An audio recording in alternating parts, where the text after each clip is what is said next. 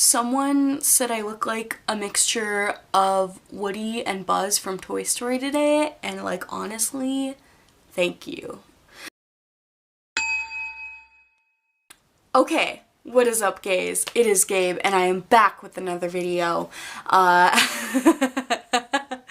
am so tired, dude. So today I wanted to do some thrift tips. I feel like I've done I did a Depop tips video. So this is just gonna be kind of like a more general like thrift tips. I like tried so hard to do like a cute, like what the fuck is that? Try to do like a cute Priscilla Presley like bouffant like 60s thing, and it didn't work that well, so you know what, it's fine.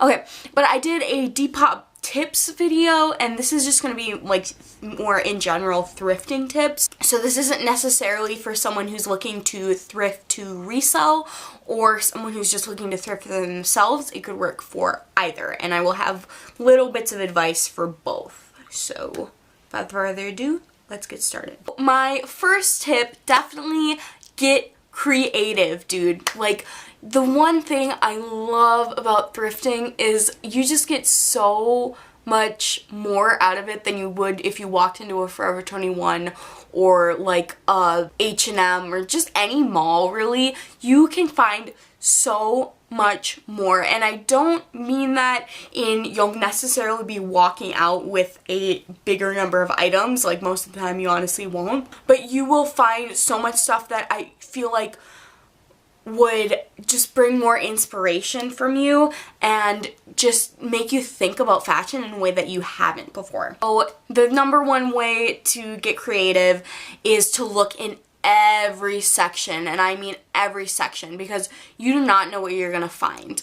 And this is hard if you're on a time crunch or you don't want to spend like 3 hours in a Savers. So, you know, keep that in mind and try to like maybe prioritize a little bit, but don't try to limit yourself, if that makes sense. I'll get back to that later. But you should be looking in every section, because like, take me for example, this is a little girl's limited 2 top. It's sparkly and I love it so much. So like a kid's sweater can become like your new favorite crop top or something that you wear under dresses. Like, you don't necessarily have to wear like an adult woman's shirt because you're an adult woman and it's marked an adult woman's, like, you know what I mean? And a men's top, like if you're short like me, a lot of the times a men's top could become your new dress, and that's pretty cool. Or you could just wear it oversized, you could crop it, you could do a lot of cool stuff with an oversized shirt. Another big thing to get creative is accessories. Like, you could literally use anything as an accessory. Like, I use lunch boxes as purses, I use kids' backpacks as purses. I will use pretty much anything as a purse. I think that's super fun. Like, you could just basically add a chain to anything if it has like a zipper or just anything. For example, give me a sec. I found this Peppa Pig lunchbox. And I honestly don't know why I got it. I haven't used it yet. Like, it's not vintage. Like, usually when I use a lunchbox as a purse, it's because it's vintage and cute. But like, I don't know. I just liked how kind of like simple it is. And I think it would be kind of like a cool like punk thing to just wear it with an edgier outfit. I don't know. Like, that's the thing. It was $1.99. Like, if you want to experiment, you don't have to spend $30 on something you're going to regret buying. You can spend $2 on something you can regret buying. Note here, I'm not advocating you to buy excessively and then not use your things. That is actually something I'm very against. But again, worst comes to worst, it was $2. You can always donate it back, or you could sell it on Depop. Like, you know, you can do something with it other than just throwing it in the trash. Do not do that. Important thing to note about this is conversions. So like a kid's 14 could be anywhere from a woman's like extra small to even a large. Like, I think this is like a kid's 12 or 14, and I'm a large and I can wear it really comfortably. Like, it's pretty good. Like, and you don't have to be a really tiny person to be able to find stuff in the kids section. Like, yo. Make sure to always look up conversions for like more like linear things like shoes. A kid shoe, like I wear a 7.5 in women's shoes, so I would wear a 5 in kids, and then I believe it's 2 up for men, so I would wear a 9.5 in men's. You just kind of have to keep that in mind, and then you don't have to always be trying everything on, but it is good to try stuff on if you have time. This is very pertinent to right now, so check the goddamn Halloween section. Seriously, the Halloween section is so lit. Like, especially in like Goodwill has it too, but if you have a Savers, also known as Value Village, they go absolutely ham on the Halloween section. I feel like I've said this so many times already, but they literally put the rarest vintage stuff in the Halloween section and label it a costume. And it's not even just like they'll do like, they have like an 80 section and a 50 section and a 70 section. They will be putting vintage stuff in the clown section, in the vampire section, in the animal section. You never know where you're going to find. I personally, every time I go, I look through every single part of the Halloween section because it's not going to be there forever and you might as well just individually thumb through all of it. The next thing that's kind of related to that is you should plan out your trip, and this will be easier the more you go because you'll kind of like have a routine already in your head. You obviously cannot look through every single individual item in a bigger thrift store. You can't just flip through the racks and be like, okay, black shirt, purple shirt, this shirt has Peppa Pig on it, this shirt has a cow on it.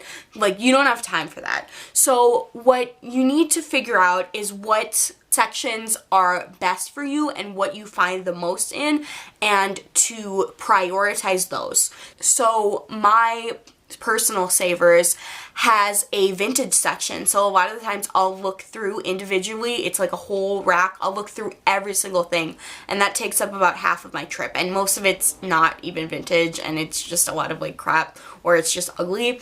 But you know, you still are probably more likely to find good pieces there if you have in the past. I also put a lot of attention on the girls' tops, and I have a lot of attention on the Halloween section right now, like I said. And then the rest of the stuff, even if you don't think you'll find anything in it, you should at least just walk through the aisle like slowly and just kind of be like scanning with your eyes, looking for patterns, prints, and colors. And after a while you will get a feel for what's vintage. Like, you don't even have to look at it. You can be looking through the t-shirts and you'll be like, okay, this material is a little thicker, it seems a little worn, etc. And you should just be able to like tell what from like the tiny little bit of what you see if it could be vintage or if it's not. And you could be wrong some of the times, but then you just have to look at it.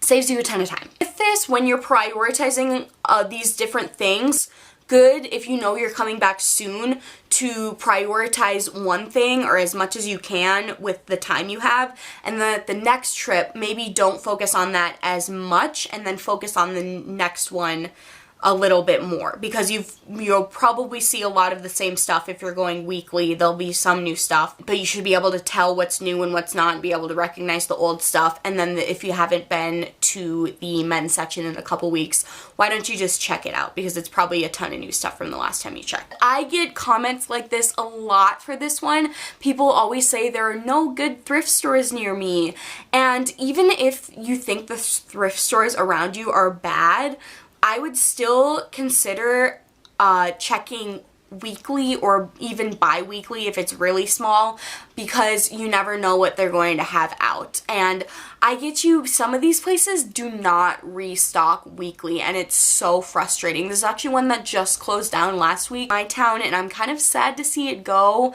but I also kind of knew it was coming because they never restock.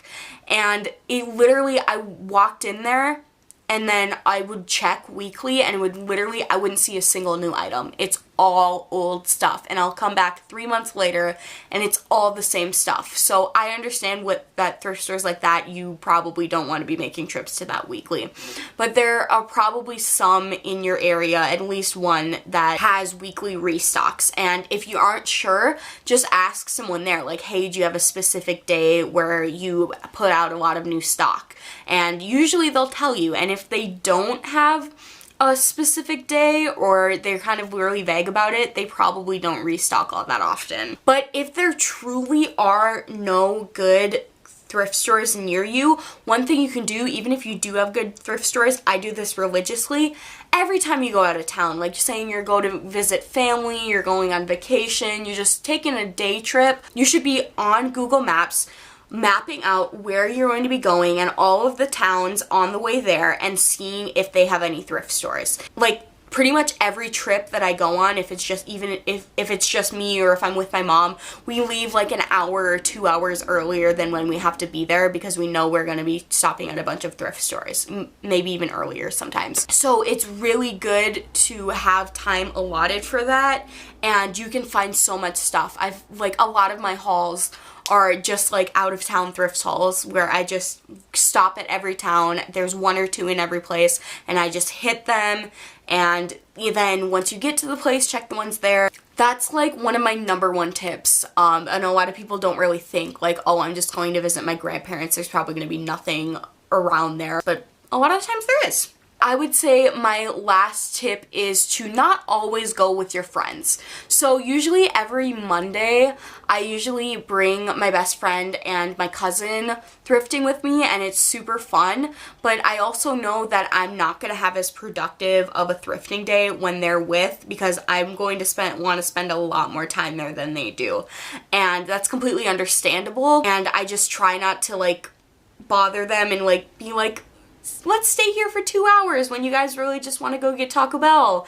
I definitely manage my time. It's a lot more compact when I'm with other people. So usually on Mondays I will do that, and then on Fridays I will go into town and I'll go thrifting by myself. And that way I still, because Savers restocks on Monday, so on Monday I get to go with my friends and I get to see all the fresh new stuff, and then on Fridays I get to go and there's still not as much new stuff, so I don't feel as overwhelmed or like I missed out on a lot, but I'm able to kind of double check and look through and see what I missed when I was maybe talking and stuff like that. And then if I get bored, you know, I always know there's a restock next Monday.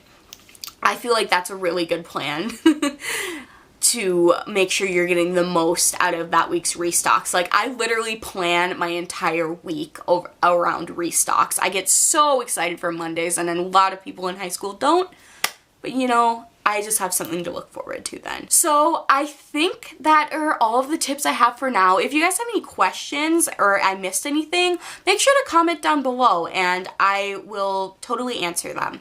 Anyways, like, comment, subscribe. See ya.